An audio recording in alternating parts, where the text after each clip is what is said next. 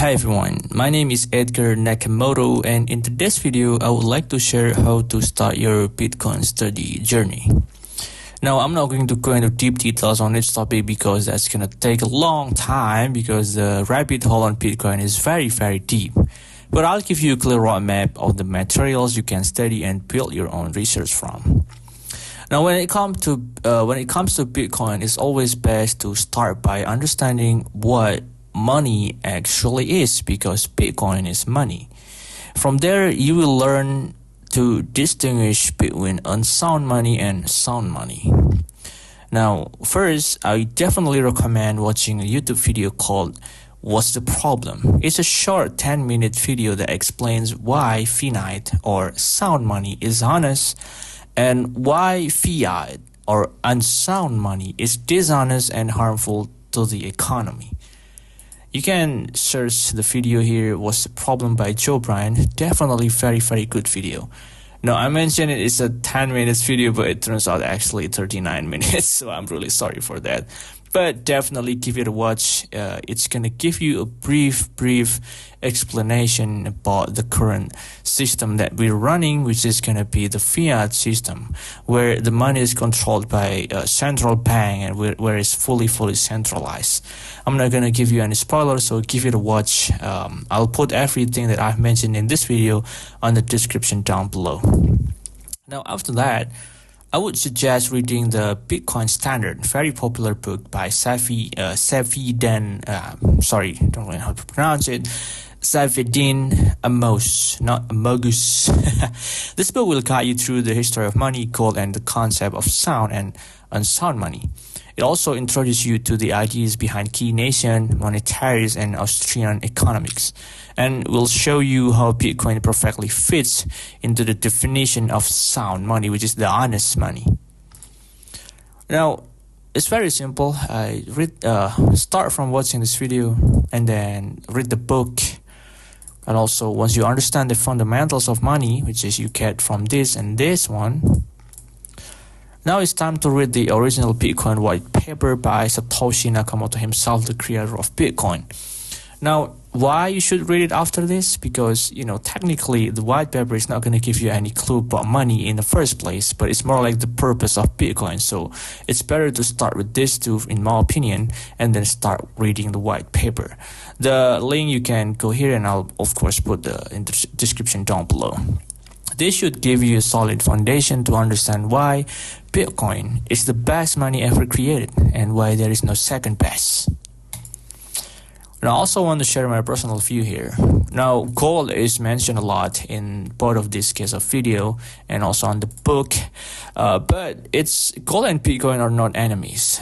Just to give you a clear, short thought and insight about this, they are correlated. Bitcoin is essentially gold 2.0 version 2. Basically, it's the digital gold, but it's not gold, but you can say it's digital gold. Well, I personally don't really agree with that, but it's essentially gold version 2. It's just better version of gold with its own pros and cons in terms of practicality. But since we live in the world that's becoming more digital, and as the older generation fade out, or I would say boomers, Bitcoin is clearly the future and the money for our generation.